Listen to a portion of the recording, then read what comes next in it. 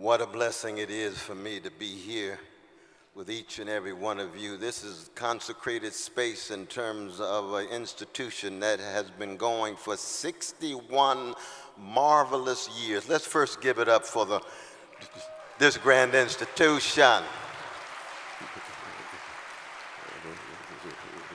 Isn't it?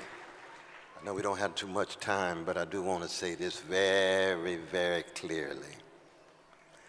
That I stand in front of you tonight, one who has lived for 71 years in the midst of the American empire, experiencing increasing levels of spiritual decay and moral decadence. It's an empire, it's the 68th empire in the history of the species, the only empire that understands itself to be innocent. So when it commits violence, it acts as if it does not exist. It acts as if it can absolve itself of responsibility, answerability, and responsibility. It was true indigenous peoples with the genocide here in this land. It was true the enslavement with my own African peoples. It's been true for workers subjugated by greedy bosses. Every empire shows a sign of spiritual decay and moral decadence when it is thoroughly indifferent to the plight of the vulnerable, and genocide is the ultimate litmus test. If you deny genocide, you are spiritually decayed. If you enable genocide, you are morally decadent. And this is not demagoguery. This is not name-calling or finger-pointing.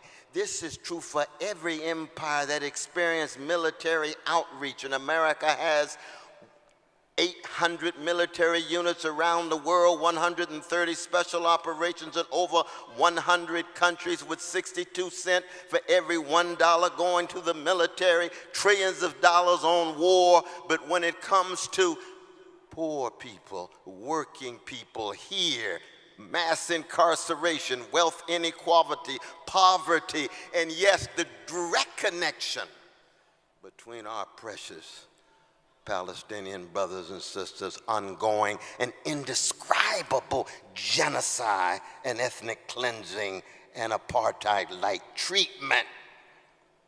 And when we look not just at our politicians, who can hardly say a mumbling word, who think somehow saying ceasefire is some great breakthrough.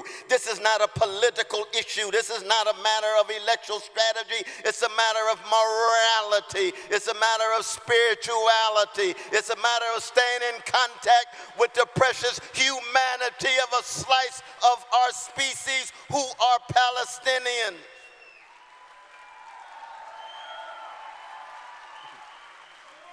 Every empire wrestling with spiritual decay and moral decadence also has levels of organized greed. 1% of the population own 90% of the wealth. 3 individuals have wealth equivalent to 50% of the whole population.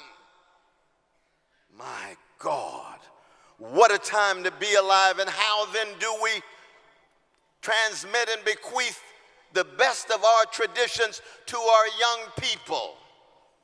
And then here comes the Islamic Society of North America.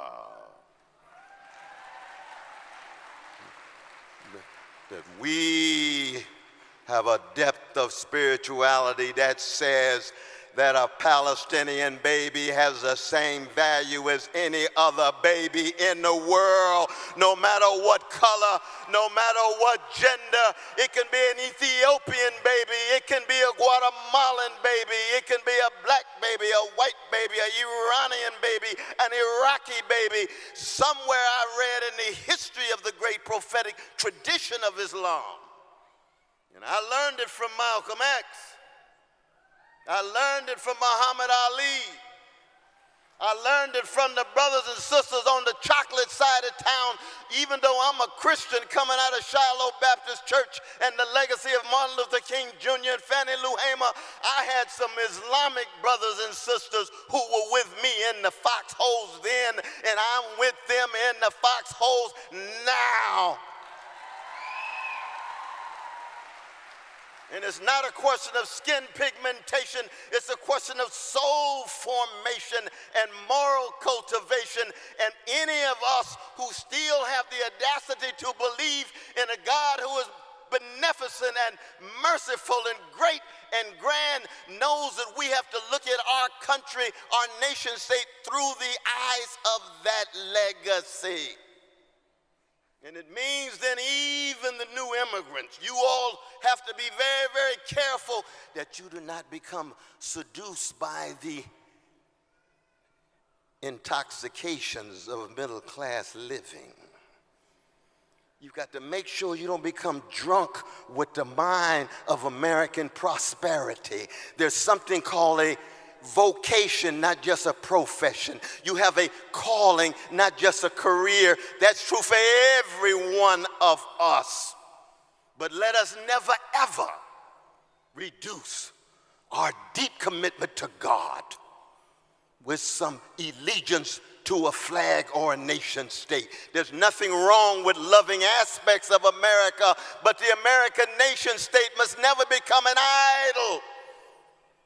There is but one God, and that God always sets the standard, and that God has to do with a love and a truth and a justice and a courage that God cannot use cowards. Be not afraid, says the Hebrew scripture. Be not afraid, says Quran. Be not afraid, says the Christian New Testament in Koine Greek. That's what we need now more than anything else. We need a spiritual renaissance, a moral renaissance, so that we cultivate our character. We have integrity and honesty and decency and courage, but also with a humility so we learn from one another. But in the end, we have to be willing to pay a major cost for our faith. There's no talk about faith without a cost. Costly faith, not cheap faith. And deep, deep courage and compassion to keep alive a flickering candle in the darkness of the levels of mendacity, the lies, the criminality, the crimes. In Gaza, absolutely the litmus test, but connected to what's going on in Sudan and Congo, what's going on in South Dallas, what's going on East Los Angeles, what's going on where I live in Harlem. So it is for each and every one of us that have to try to meet this test. You see, I come from a great black people, a blues people who have a sense of sophistication and soul ain't nothing but the sharing of a soothing sweetness against the backdrop of catastrophe.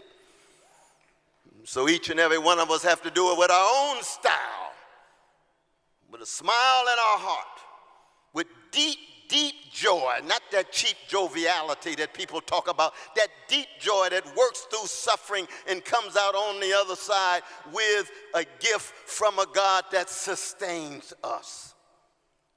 Yes, indeed. God's fundamental focus, but opening each and every one of us to more integrity, more honesty, more courage, and more style and smile. God bless you.